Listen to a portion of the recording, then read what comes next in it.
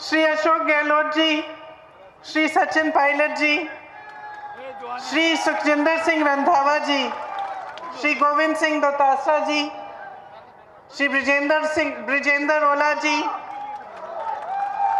श्री हेमाराम चौधरी जी, श्री गोविंद राम मेघवाल जी, राजकुमार शर्मा जी, रीता चौधरी जी, JP चंडेलिया जी, जितेंद्र सिंह जी, दिनेश सुंदर जी, श्रवण कुमार जी, यहाँ उपस्थित सभी नेतागण, सभी कांग्रेस के कार्यकर्ता, बहनों और भाइयों, आप सबका इस सभा में बहुत बहुत स्वागत। शुरू करने से पहले एक बार मेरे साथ शाकंभरी माता की, सालासर बालाजी महाराज की, खाटू श्याम जी की, बावलिया बाबा की और आपकी इस पवित्र मिट्टी की भी मेरी तरफ से जय। आपकी ये जो मिट्टी है, इसने देश को बहुत कुछ दिया है। शीशराम ओला जी जैसे नेता,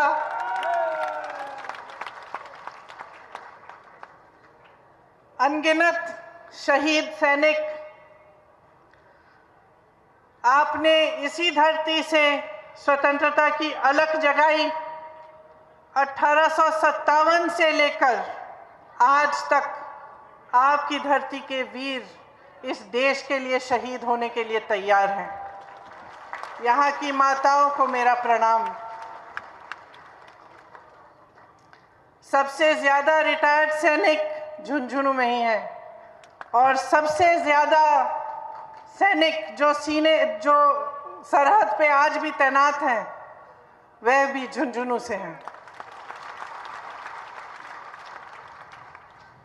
आपने देश को बहुत दिया। बिरला, दालमिया, सिंघानिया, खैतान, पीरामल, बजाज जैसे बड़े बड़े नाम, बड़े बड़े उद्योगपति यहाँ पर जो शिक्षा का केंद्र बना, जहाँ जो पूरे विश्व में प्रसिद्ध है, ये भी, इसका भी निर्माण आप ही ने किया। भारत की जो गंगा जमुनी संस्कृति है, यहाँ झुंझुनू में इसका मिसाल भी है।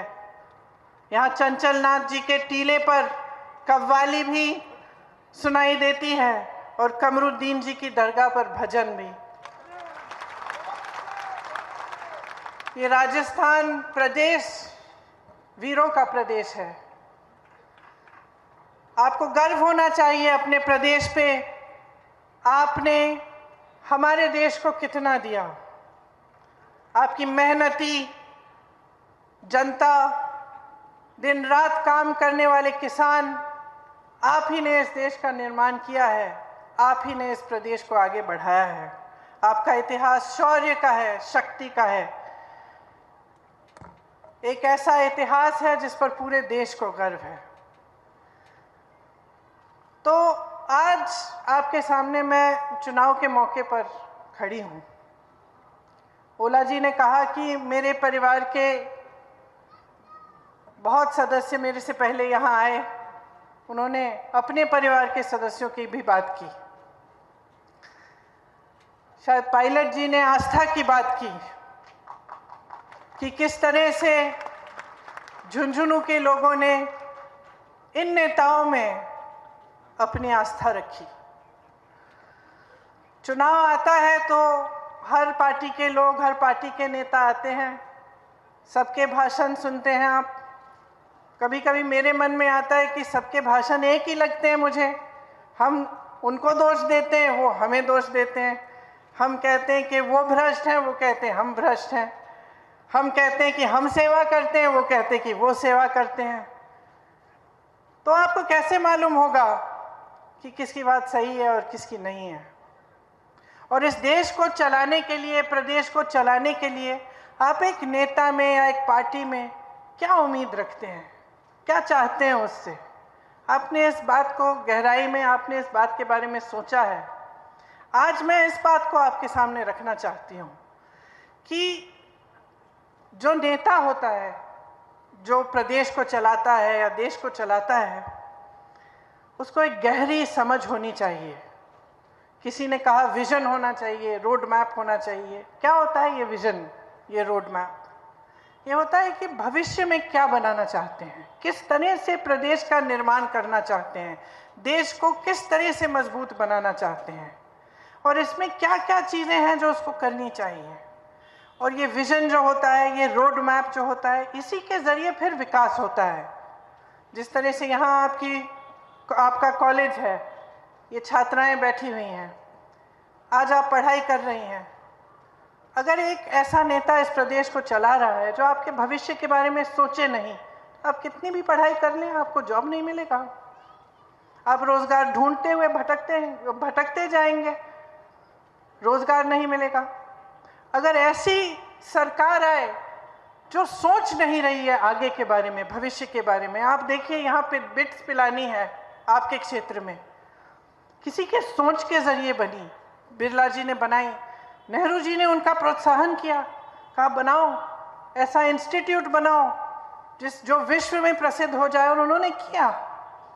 आज की सरकार को देखिए, आज की सरकार सिर्फ 2 उद्योगपतियों का प्रोत्साहन कर रही है, सिर्फ 2। उनके जो मित्र हैं उनको पूरी देश की संपत्ति सौंपे जा रहे हैं, देश के बंदरगाह, देश के एयरपोर्ट, देश के जितने भी बड़े बड़े PSU थे। अब आप सोचिए, मैंने भविष्य की बात की, भविष्य में सोचते हैं तो सबसे ज़्यादा क्या होता है ज़रूरी भविष्य के लिए, नौजवानों के भविष्य के लिए। बहनें आप यहाँ बैठी हैं, आप अपनी बेटियों को, अपने बच्चों को पढ़ाती लिखाती हैं, मेहनत करती हैं, रोज़ खेती में जाती हैं, मेहनत करती हैं, और उस मेहनत की कमाई से इन्हें पढ़ाती हैं। तो आप क्या उम्मीद रखती हैं इनके भविष्य के लिए कि बड़ी होकर नौकरी मिलेगी, कमाएंगे, खुद अपना भविष्य मजबूत बनाएंगे? तो अगर एक ऐसी सरकार है जो रोजगार बना ही नहीं रही है, तो फिर आपके भविष्य का क्या होगा? जिसका विजन नहीं है, रोड मैप नहीं है कि रोजगार कैसे बनेंगे। शिक्षा की एक नई संस्था नहीं बनाएंगे, जो पुरानी है उनको भी बिगाड़ के रख देंगे। अगर ऐसी सरकार होगी तो आपके भविष्य का क्या होगा? देखिए, रोजगार कहाँ से बनते हैं, समझ लीजिए ये बात। सबसे पहले तो बड़े बड़े जो PSU थे इससे बनते थे। आज मैंने कहा आपसे, सब के सब अपने बड़े बड़े उद्योगपति मित्रों को सौंप दिए हैं। वहाँ प्राइवेटाइज हो जाता है, उसमें ना आरक्षण होता है और उसमें ना रोजगार बनते हैं। तो जिसमें सबसे बड़ी जो PSU थे जहाँ से रोजगार बनते थे, वो तो इन्होंने अपने बड़े बड़े उद्योगपति मित्रों को सौंप दिए। और ये भी नहीं कहा कि चलो जितने अच्छे उद्योगपति हैं, मैंने इतने नाम लिए आपके सामने जो सब आप ही के क्षेत्र के थे, इन सब का प्रोत्साहन सरकारों ने किया था एक ज़माने में, सबको मदद की थी कि आप बड़े बनेंगे तो आप रोजगार दिलवाएंगे, आपकी कंपनियां बड़ी होंगी तो मजबूती होगी देश में। आज सिर्फ 2 उद्योगपति और उनके ऐसी कंपनियां हैं, ऐसे कारोबार हैं जिससे रोजगार नहीं बनते। तो एक तो रोजगार का जरिया यहाँ खत्म हो गया। दूसरा, रोजगार का सबसे बड़ा जरिया क्या होता था, माध्यम क्या होता था? खेती किसानी। और आपने सबकी बातें सुनी, आप खुद जानते हैं कि जब किसान का आंदोलन हुआ, किस लिए हुआ इतना बड़ा आंदोलन, कितने किसान शहीद हुए, क्यों उतरे वो सड़क पे? क्योंकि ऐसे काले कानून ला रहे थे जो कि ये पूरी खेती किसानी भी अपने बड़े बड़े उद्योगपति मित्रों को सौंपने जा रहे थे। आपको अपनी जमीनों पर हक, अपनी खेती पर हक, वो सब बिगाड़ने जा रहे थे। और झुके, जरूर झुके, लेकिन ये भी समझ लीजिए बहनों और भाइयों, कब झुके? चुनाव से पहले झुके। जब चुनाव आ रहा था, किसानों को शहीद होने दिया, उससे पहले उनकी कोई सुनवाई नहीं की, सड़क पे बैठे हुए थे, खाना नहीं था, पानी नहीं थी, सर्दी थी, मुझे याद है उस समय किसी ने बात तक नहीं की उनसे। बात तब होनी शुरू हुई जब चुनाव सामने आ रहा था। तब तक हमने खुद आंदोलन किया। लखीमपुर खीरी में किसानों को अपनी जीप के नीचे कुचलने वाले मंत्री के बेटे को उन्होंने बचाया, और वो मंत्री उनके साथ मंच पर बैठता था। कुछ नहीं किया, तब किया जब तुम चुनाव आने लगे। तो आप सोचिए, किसानों ने आंदोलन किया, क्यों किया? जैसे मैंने कहा क्योंकि एक ऐसी नीति आ रही थी जो उनको कुचलने वाली नीति थी। इसी तरह से हर वर्ग को देखिए, आप महिलाओं की बात कर रहे हैं, सब कर रहे हैं आजकल, क्योंकि आजकल नेता भी समझ गए हैं कि महिलाओं का वोट बहुत कीमती है, इसीलिए अब सब महिलाओं की बात कर रहे हैं। लेकिन महिला आरक्षण की बात सबसे पहले किसने की? सालों पहले कांग्रेस पार्टी ने की। महिलाओं को आरक्षण किसने दिए? पंचायतों में सबसे पहले कांग्रेस पार्टी ने दिए। और इन्होंने एक ऐसा कानून पास किया है जो 10 साल तक ये कहते हैं लागू नहीं होगा। क्या करेंगे हम इस आरक्षण का, अगर 10 साल हमें रुकना पड़ेगा इसके लिए? तो इनकी बातें जो है पूरी तरह से खोखली हैं। जो उदारता होनी चाहिए, जो समर्पण होना चाहिए, वो नहीं है। उदारता तो वो होती है जो किसान बाहर बैठा हुआ है, सर्दी में खा नहीं रहा है, पी नहीं रहा है, सुनवाई तो कर लो, समझ तो लो क्या कह रहा है इस देश की जनता, क्या कह रही है आपसे।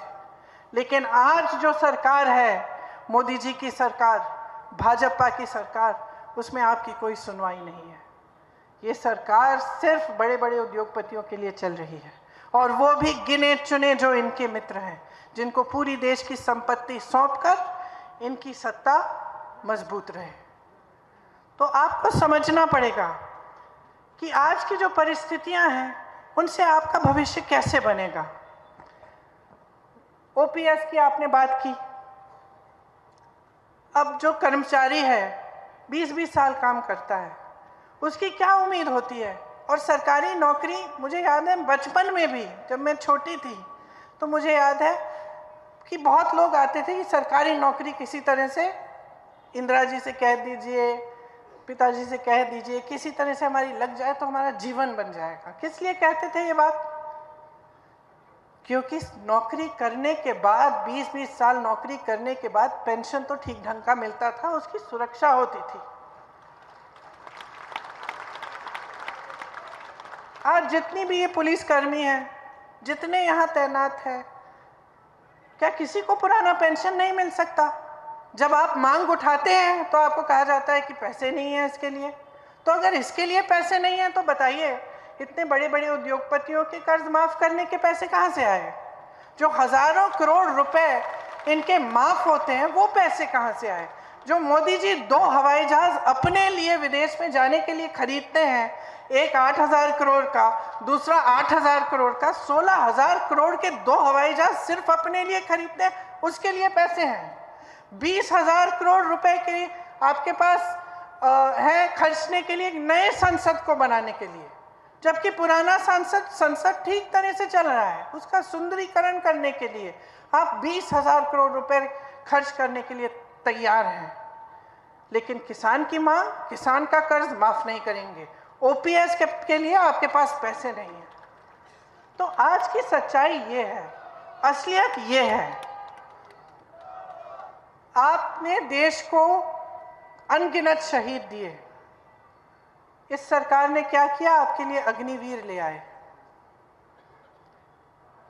जब मैं किसानों के लिए लखीमपुर खीरी में आंदोलन कर रही थी, उस समय जब इन्होंने किसानों को कुचला था जीप के नीचे, तो हम उनके परिवार से मिलने के लिए जाना चाह रहे थे, हमें रोक दिया गया। तो हमने, रात का समय था, हम निकल गए अपनी गाड़ी से, हम चले गए कि हम किसी न किसी तरह हम पहुंचेंगे परिवारों के पास। पुलिस ने सब जगह वो नाकाबंदी की हुई थी, हमें ढूंढ रहे थे, हम ऐसे ही निकल गए गाड़ी में पीछे छुप के। 4 बजे रात को हम एकदम एक दूर एक गांव में थे, कुछ नहीं था वहाँ, बिजली नहीं थी, कुछ नहीं था, और हम इंतज़ार कर रहे थे कि हमारे कुछ साथी जाके देखें कि पुलिस कहाँ खड़ी है। हम दूसरी तरफ से निकले तो मैंने देखा कि कम से कम 30-40 बच्चे 3:30 बजे सुबह सड़क पे आ गए।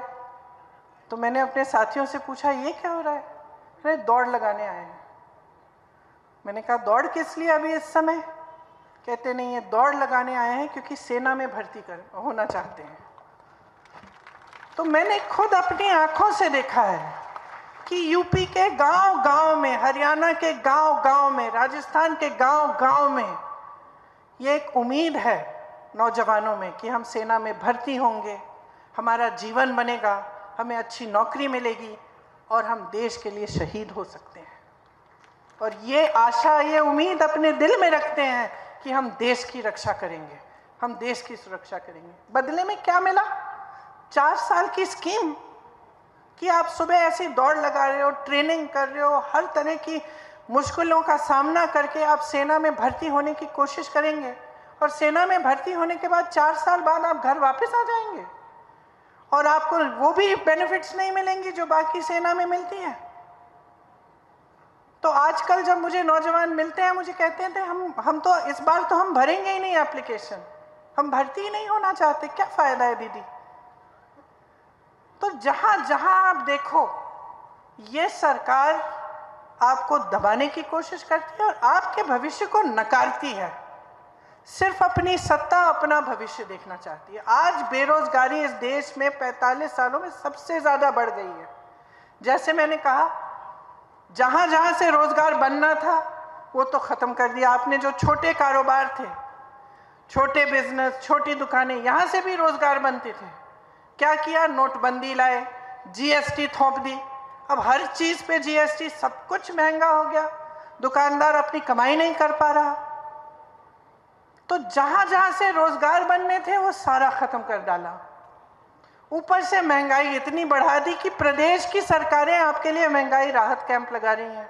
आपके लिए प्रदेश की अशोक गहलोत जी की सरकार महंगाई राहत शिविर लगा रही है, क्योंकि महंगाई भाजपा की जो देश में जो सरकार है केंद्र में, उन्होंने इतनी बढ़ा दी है। मेरी बहनें बैठी हैं, आपको मालूम है जब कुछ पकाना पड़ता है या कोई त्योहार होता है, अभी दशहरा था, अब दिवाली आएगी, तो मन में क्या बात है कि किस तरह से मैं करूंगी। आप कुछ खरीदना चाहते हैं घर के लिए, धनतेरस आएगा, धनतेरस पे खरीदना चाहती हैं, तो आपके दिल में हमेशा ये बात होती होगी कि कैसे करूंगी, कमाई तो कम हो रही है, महंगाई इतनी बढ़ रही है, बच्चों को पढ़ाना है, उनको स्कूल भेजना है, उनकी फीस भरनी है, उनकी किताबें खरीदनी है, उनके कपड़े जूते खरीदने हैं, कोई बीमार पड़ जाता है उसका इलाज कराना है। यहाँ तो प्रदेश सरकार ने आपको इतनी मदद दी है, महंगाई राहत शिविर लगाए हैं, इलाज के लिए 25 लाख का बीमा है, 25 लाख का इलाज मुफ्त। जब मैं दूसरे प्रदेशों में जाती हूँ और ये बात कहती हूँ तो चौंक जाते हैं। वहां तो अगर कोई बीमार पड़ता है तो दिल में इतना टेंशन हो जाता है, इतनी घबराहट हो जाती है कि किस तरह से हम इसका इलाज भी कराएंगे। तो ये परिस्थितियां हैं आज की। तो इन सबको आप अच्छी तरह से जब समझेंगे और आप जागरूक बनेंगे कि किस तरह की सरकार आप चाहते हैं, किस तरह के नेता चुनना चाहते हैं। क्या आप ऐसे नेता चाहते हैं जो सिर्फ अपना ही भविष्य देखते रहें, अपनी सत्ता में रहने का काम करते रहें और आपके बारे में सोचे ही नहीं? चुनाव आए तो धर्म की बातें शुरू। तो आपका काम है कि नहीं है, आपका दायित्व है, आपका धर्म होना चाहिए और आपका कर्तव्य है कि आप नेता को जवाबदेह बनाओ। और असलियत यह है बहनों और भाइयों कि जो धर्म की राजनीति चलाते हैं उनकी जवाबदेही खत्म हो गई है। वो समझ गए हैं कि चुनाव के समय धर्म की बात कर लो, जाति की बात कर लो, सबके जज्बात उससे जुड़े हुए हैं, सबको डरा लो, सबको कह दो कि हम धर्म की सुरक्षा नहीं करेंगे तो ऐसा हो जाएगा, वैसे हो जाएगा और वोट मिल जाएंगे। ये समझ गए हैं कि काम करने की जरूरत नहीं है, सिर्फ धर्म का नाम लीजिए, जाति का नाम लीजिए, चुनाव के समय वोट बटोरते जाइए। लेकिन इस सिलसिले को बंद करना ये आपका कर्तव्य है। जब तक आप जागरूक नहीं बनेंगे, जब तक आप ये तय नहीं करेंगे कि जो नेता है वो काम की बात करे, वो काम करके दिखाए और उसी काम के अनुभव पर आपका वोट लगेगा, तब तक ये राजनीति चलती रहेगी। और देखिए, मैं कुछ दिनों पहले सिकरई गई थी, वहां पे मैंने एक बात की, इतना भड़क गए भाजपा वाले कि मुझ पे केस भी डाल दिया उन्होंने। और मैंने बात सुनिए क्या कही थी। मैंने ये कहा था कि मैंने टीवी पे देखा, पता नहीं सच है कि नहीं, क्योंकि टीवी पे ऐसी बातें भी होती हैं जो सच नहीं है आजकल, लेकिन मैंने टीवी पे देखा कि श्री देव नारायण जी के मंदिर में मोदी जी गए और उन्होंने कुछ बक्सा होता है ना मंदिर का, उसमें लिफाफा डाल दिया। हाँ, फिर उस लिफाफे को 6 महीने के लिए किसी ने खोला नहीं कि मोदी जी ने डाला है। 6 महीनों बाद वहाँ के जो मंदिर के जो पंडित हैं और सब लोग इकट्ठे हुए और टीवी वाले भी कैमरा लेके गए और उन्होंने वो बक्सा खोला तो उस लिफाफे में से क्या निकला? 21 रुपए निकले। तो सबकी उम्मीदें कहाँ थी और निकला क्या? देश के प्रधानमंत्री इतने बड़े नेता और उन्होंने 21 रुपए का लिफाफा डाल दिया सबके सामने कि लिफाफा तो डल रहा है, उसके अंदर क्या है हमें नहीं मालूम। तो देखिए, मैं तो समझ गई कि ये मोदी जी का लिफाफा खाली है। ये बात चुभ रही है इनको क्योंकि ये बात सच ही होगी, और ये बात इसलिए चुभ रही है क्योंकि जो काम ये करते हैं उससे यही दिख रहा है बार बार। वो कहते हैं महिलाओं के लिए आरक्षण, आरक्षण कब आएगा? 10 साल बाद। बिल पास हुई अभी, आरक्षण आएगा 10 साल बाद। इसका मतलब क्या है? मोदी जी का लिफाफा।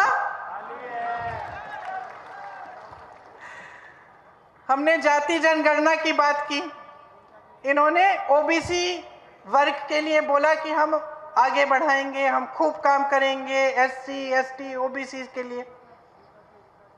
फिर जब हमने जाति जनगणना की बात की, फिर से मुंह बंद, कुछ नहीं कहते। क्यों? क्योंकि मोदी जी का लिफाफा।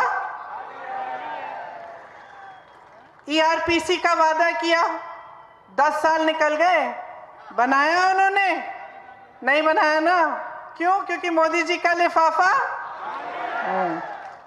देखिए, इनके सिर्फ खाली घोषणाएं हैं, खोखली घोषणाएं हैं, खाली लिफाफे हैं। जो भी घोषणा करते हैं उसको जमीन पे उतारते नहीं हैं। आज कांग्रेस की सारी सरकारें जितनी भी गारंटी दी हैं, जितनी घोषणाएं की हैं, आज जमीन पर उतार रही हैं। छत्तीसगढ़ को देखिए, राजस्थान को देखिए, हिमाचल प्रदेश को देखिए, कर्नाटका को देखिए, और मेरी बातों पे मत जाइए।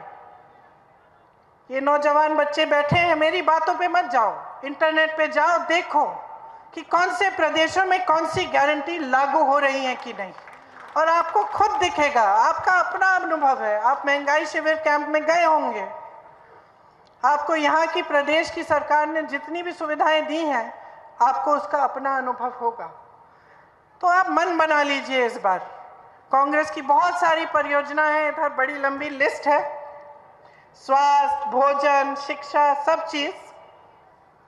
पूरे देश में राजस्थान आज स्वास्थ्य का अधिकार देने वाला पहला राज्य है। स्वास्थ्य बीमा मैंने आपसे कहा 25 लाख रुपए तक है।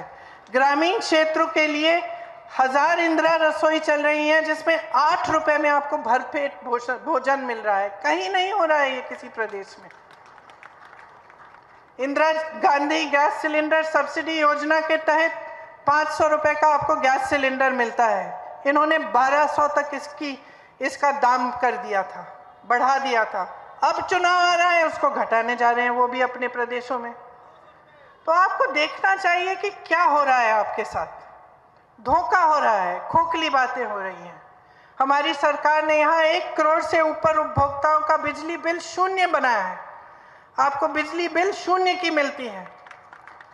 यहाँ आज मिनिमम इनकम गारंटी एक्ट लागू है। मिनिमम इनकम गारंटी का मतलब है कि जो भी नौकरी करता है, काम करता है, उसको इससे कम पैसे नहीं मिलने चाहिए, इसकी गारंटी है।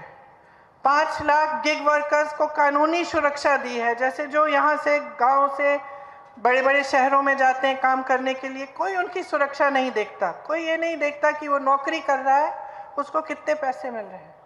तो इसलिए उनके लिए खास ये योजना बनाई गई।